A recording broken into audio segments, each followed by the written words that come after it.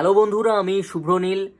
প্রজাপতি ছবিটা রিলিজ হয়েছিল এবং কি লেভেলের কালেকশন করে দেব এবং মিঠুন স্যার অভিনীত, দেবদা এবং মিঠুন স্যার অভিনীত প্রজাপতি ছবিটা, সেটা আমরা প্রত্যেকেই জানি। আমাদের কম বেশি প্রত্যেকের জানা। তাও বলে দিই, 14 কোটি টাকার মতন ব্যবসা করেছিল।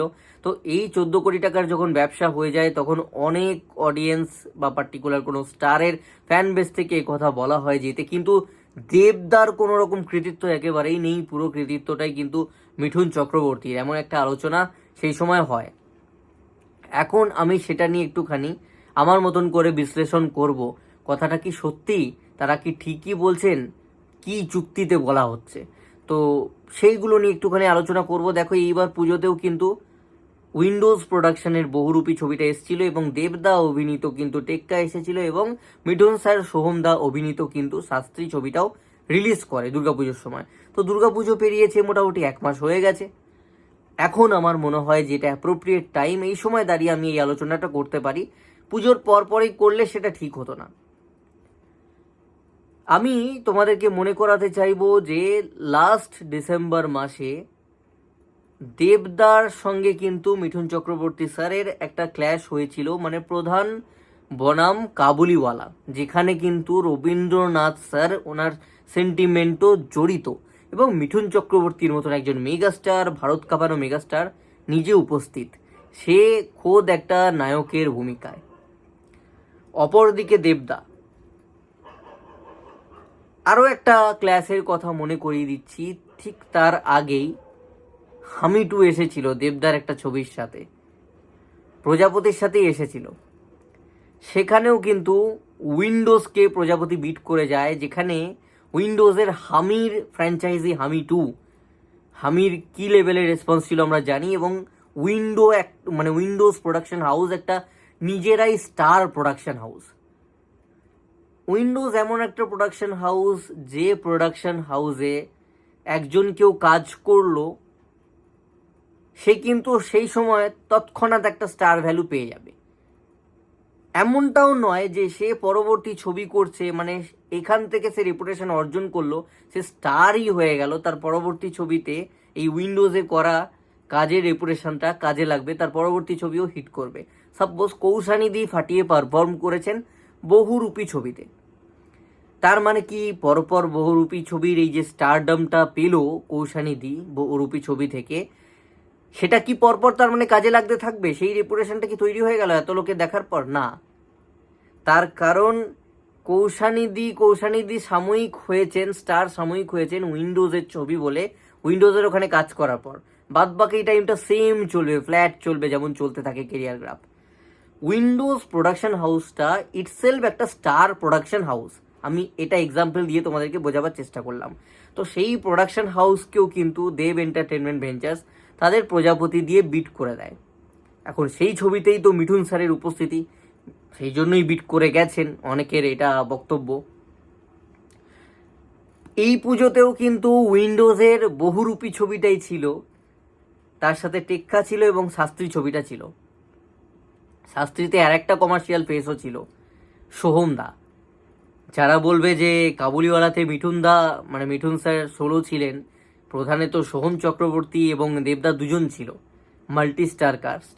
তাদের জন্য আমি এখানে আর একটাও বলে দিলাম, এক্সাম্পল আগেই অ্যাড করে রাখলাম, যে শাস্ত্রী ছবিটাও কিন্তু তাহলে মাল্টি স্টার কাস্ট, কারণ সেই সোহম চক্রবর্তী এখানে এবারে মিঠুন চক্রবর্তীর সাথে, আগেরটা দেবদার সাথে মিঠুন চক্রবর্তীরই এগেনস্টে, এবার দেবদার বিপরীতে, দেবদার এগেনস্টে মিঠুন স্যারের সাথে সোহমদা। রেজাল্ট কি হয়েছে?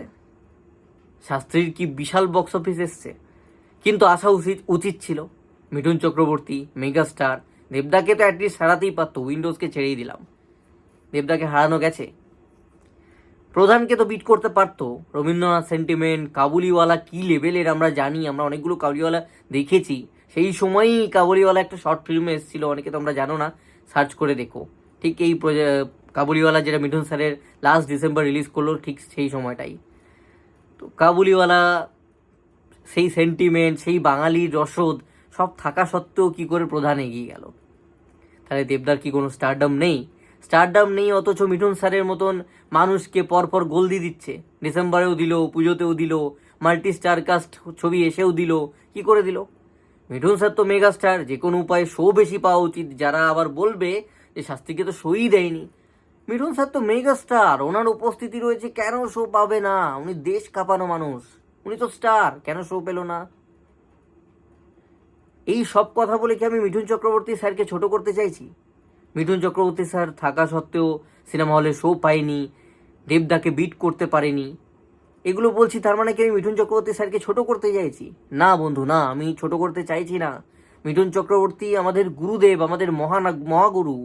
এক একটা ডায়ালগ আজকেও রাস্তাঘাটে আউড়ে বেড়াই আমি। আমার বাবা, আমি কি, আমার বাবা রাস্তাঘাটে আর কি দেয় মিঠুন চক্রবর্তীর ডায়লগ। তো এই লেভেলের ফ্যান বেস আমাদের ঘরে, মিঠুন চক্রবর্তীকে এই লেভেলে রেসপেক্ট করি আমরা। কিন্তু বাস্তব সিনারিওটা তোমাকে বুঝতে হবে। তোমরা অনায়াসেই একজনকে ফেম দিতে গিয়ে, একজনের সুনাম করতে গিয়ে আর একজনকে ডিফেম কি করতে পারো? একজনকে কি ছোট করে দিতে আমরা পারি? একজনের সুনাম করতে গিয়ে একজনকে আননেসেসারি বদনাম করে দিতে পারি? কখনোই নয়। ওই ছবিটার 14 কোটির মধ্যে যদি 5 থেকে 6 কোটি মিঠুন স্যারের জন্য হয়, বাদবাকি ম্যাক্সিমাম মেজরিটিটা কিন্তু দেবদার জন্য এসেছে। এখনো পর্যন্ত তোমরা যে কোনো জায়গায় গিয়ে জিজ্ঞেস করো, কেউ কি উচ্চারণ করে বলে যে মিঠুন চক্রবর্তী স্যারের প্রজাপতি? সবাই কিন্তু এটাই বলে দেবের প্রজাপতি। কেন? সময় বন্ধু, সময়। এখন যেটা দেবদার সময় এসেছে, একটা টাইম ছিল মিঠুন স্যারের টাইম, তখন কিন্তু যে ছবি মিঠুন স্যার করতেন সেটাকে মিঠুন স্যারের ছবি বলা হতো। যেটা আমি কদিন আগে একটা ভিডিওতে মেনশন করবার টাইমে বলেছিলাম যে ভিক্টর চ্যাটার্জি স্যার যখন অ্যাক্টিং করতেন, তখন যে ছবি উনি হাত দিন না কেন, ওনার চেয়ে সিনিয়র মোস্ট কোনো একটা যদি থাকেনও, ছবিটাকে ভিক্টর স্যারের ছবি বলা হবে। ঠিক তেমনভাবেই আজকের ডেটে জিদ্দা যে ছবিটা করবে সেটা জিদ্দার ছবি বলা হবে। সময়। বাট আমাকে অনেকে ভুল বোঝে, আমার কথার ভুল মানে বেরোয়। আমি কিন্তু ভিক্টর স্যারের এগেনস্টে কথা বলিনি। আমি বলতে চেয়েছি সময়। কালকে দেবদার কি এই সময়টা থাকবে? থাকবে না তো, চাকা তো ঘোরে। জিদ্দার কি কালকে এই চাকাটা থাকবে সমান মানে সেম জায়গায়? চাকা তো ঘুরে যাবে, অন্য কেউ জায়গা নেবে। তখন তার নামে সিনেমাকে চেনা হবে যতই জিদ্দা থাকুক, তখন তার নামে সিনেমাকে চেনা হবে যতই দেবদা থাকুক। এই জিনিসটা আমি বোঝাবার জন্য ভিডিওটা বানাচ্ছি। এতে কোনো ডিফেম বা কোনো অসম্মানের ব্যাপার নয়, এটা সত্যি। এতে মেনে নিতে ক্ষতি কি আছে? বরং আমরা মেনে না নিয়ে কেন প্রচেষ্টা করছি একটা ট্রেন্ডিং, আমাদের যে হ্যাপেনিং স্টারটা, যে ছেলেটা চেষ্টা করছে তাকে ছোট করার। এটা সেই মানুষগুলোকে রিপ্লাই হিসেবে আমার বানানো, যারা দেবদা এবং জিদ্দা, যারা হট অ্যান্ড হ্যাপেনিং স্টার আমাদের, তাদেরকে ছোট করার চেষ্টা করো। তাদের রিপ্লাই এর জন্য এই ভিডিওগুলো আমার বানানো হচ্ছে। আমার কখনোই ভিক্টর স্যারের এগেনস্টে ক্ষোভ বা রাগ, আমি কোনো তাদেরকে ডিফেম করতে চাইছি, ছোট করতে চাইছি, সেই যোগ্যতায় তো আমার নেই। আমি কি করে সেটা করব? বা মিঠুন স্যারকে আমি অপমান করতে চাইছি? একদমই নয়। আমি রেসপেক্ট করছি, আমি তাকে মহাগুরু বলছি এখনও। শেষ দিন পর্যন্ত তিনি মেগাস্টার হয়েই চলে যাবেন পৃথিবী থেকে, তার নড়চড় হবে না নামের আগের মেগাস্টারটা। কিন্তু অ্যাট দ্য সেম টাইম এটাও সত্যি, এখন সময়টা কার চলছে? এখন সময়টা যার চলছে তার নামেই ছবিকে রেকগনাইজ করা হবে, তার নামেই কিন্তু বক্স অফিস কালেকশনটা আসছে। শুধু শুধু আননেসেসারি ডিফেম করার জন্য কাউকে এই ধরনের কমেন্ট না করাই ভালো। যারা করছে তাদের উদ্দেশ্যে বলছি, বা যারা করে আসছো অন্য কোনো স্টারের ফ্যান বেস, তাদের উদ্দেশ্যে বলছি। সেটা জিদ্দার ক্ষেত্রেও প্রযোজ্য। জিদ্দা এখন ট্রেন্ডিং স্টার, তো জিদ্দাকেই আমাকে হাইলাইট করতে হবে বা বলতে হবে তার ছবি হিসেবে, কোনো ছবি যদি চলে। জিদ্দাকে কেন দর্শক নিচ্ছে না সেটা আমি জানি না। জিদ্দা যে ছবিগুলো করেন, আমার প্রচণ্ড কষ্ট হয়। জিদ্দা বুমেরাং এত সুন্দর একটা ছবি, চেঙ্গিজ এত সুন্দর একটা ডিজার্ভিং ছবি, বাঙালিদের হল ভরিয়ে দেখার মতন ছবি, বাঙালি দেখতে যাচ্ছে না। তো যাই হোক, যে চলছে এখন, দেবদা চলছে মার্কেটে, যেহেতু সে চলছে, তো তাকে নিয়ে যখন এই ধরনের কথাবার্তা হচ্ছে সেটা রিপ্লাই তো দিতে হচ্ছে, চুপ করে থাকতে পারছি না। এক্সাম্পল চোখের সামনে আমাদের রয়েছে, শাস্ত্রী তাহলে হিট হয়ে যেত, সুপার হিট হতো, অন্তত অ্যাভারেজ যেত, অন্তত সেমি হিট হতো, কোনোটাই কিন্তু হলো না। যদি মিঠুন চক্রবর্তী স্যারের নামে এখনো পর্যন্ত সব কিছু বেরিয়েই যেত, যদি সময়ের চাকাটা তার হাতে থাকতো, তাহলে কিন্তু শাস্ত্রীটাও বেরিয়ে যেত এবং মিঠুন চক্রবর্তী আছে এই নামেই কিন্তু ডিস্ট্রিবিউটাররা হল ভরিয়ে, শো ভরিয়ে দিত শাস্ত্রীকে। সেটা তো হয়নি, কারণ সময় বহুরূপী। এখন উইন্ডোজের সমস্ত কিছু চলছে, উইন্ডোজকে ভরিয়ে ভরিয়ে শোজ দিয়েছে, ভরিয়ে ভরিয়ে হল নিয়েছে। এটাকে আমরা উল্টোপাল্টা তো বলতে পারি না, অ্যাটাক তো করতে পারি না। তো উইন্ডোজ চলেছে, এতে অস্বীকার করার জায়গা নেই। এবার অনেকে বলবে যে আসছে তো খাদানকে বুঝে নেবে সন্তান, সন্তানের জনারটা কি আছে? সন্তানটা চলছে, তাহলে শাস্ত্রী কেন চললো না?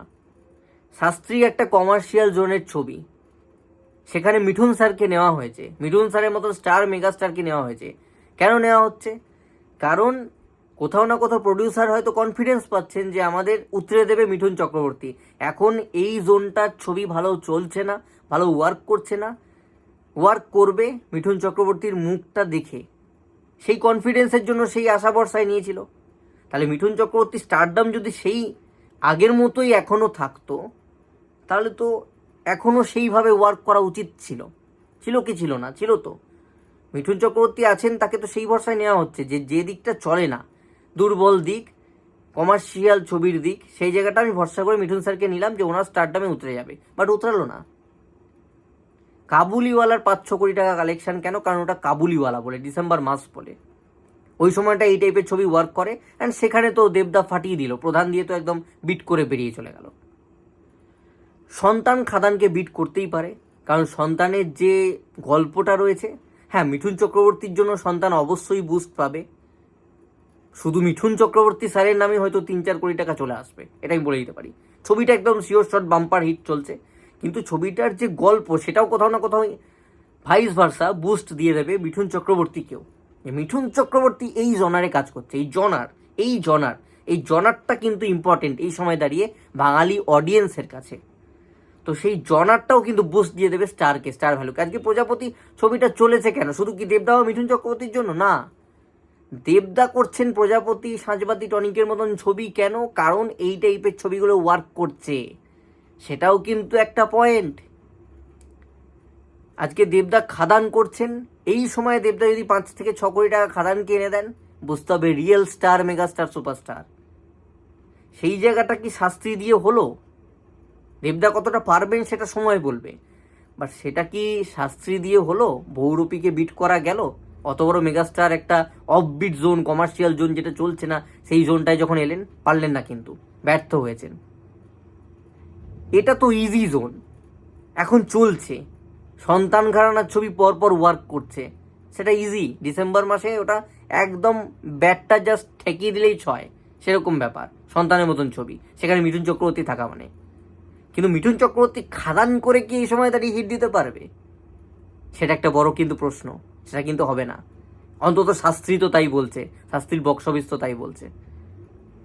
এখানেই দেবদারি 5-6 কোটি টাকা ডিসেম্বরে সন্তানের মতন ছবির সঙ্গে ক্ল্যাশ করে পুষ্পা 2 রেস থাকবে, এই সমস্তর পরে যদি, বা আরও কিছু বলিউডের ছবি রয়েছে, সব কিছুর পর যদি 5-6 কোটি টাকা খাদানকে এনে দিতে পারে, বুঝে নিতে হবে রিয়েল মেগা স্টার ভাই, trending, hot and happening star.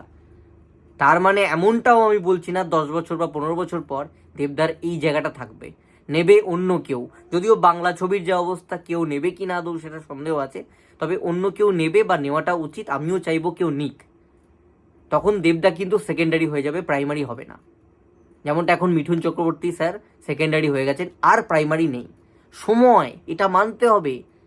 Soumitra Chattopadhyay sir ছিলেন, সৌমিত্র চট্টোপাধ্যায় স্যার কি সেই যখন একটা টাইমে সেই সুপারহিট মেগা হিটগুলো দিয়ে এসছে তার আমলটায়, সেইটা কি এখনো পর্যন্ত উনি হিরো হতেন, নাকি হিরো হয়ে ওনার নামে ছবিগুলো বার করতেন? কেউ বেলা শুরুর এক্সাম্পল প্লিজ দিও না, বা বেলা শেষের এক্সাম্পল দিও না। সৌমিত্র স্যারের এমন ছবি আসতো তোমরা কেউ জানোই না। কলকাতার রাস্তায় ফ্লাইওভারের ওই যে কলমগুলো, থামগুলো, তার গায়ে স্টিকার মারা থাকতো, লোকে জানতেই পারতো না। কলকাতায় 3-4টে সিনেমা হলে রিলিজ করতো সৌমিত্র স্যারের ছবি। তার মানে সৌমিত্র স্যার তো মেগা স্টার, কেন 4টেতে রিলিজ করছে? প্রডিউসার তো একদম হু করে টাকা ঢালবে সারা বাংলায়, ডিস্ট্রিবিউটারকে দিয়ে পুরো একদম রিলিজ করাবে, কেন সেটা হচ্ছিল না? সময়। তার মানে কি মিঠুন চক্রবর্তী স্যার মেগাস্টার থাকবেন না, নাকি দেব 15 বছর পর অন্য কেউ জায়গা নিলে মেগাস্টার থাকবেন না, নাকি সৌমিত্র স্যারের আগে থেকে তুমি মেগাস্টারটা একটা কেড়ে নেবে? কেড়ে নেওয়া যায় না। যে লেভেলটা টাচ করে ফেলে সেই জায়গাটায় থেকে যায় সারা জীবন, মানুষের মনে এনারা থাকবেন।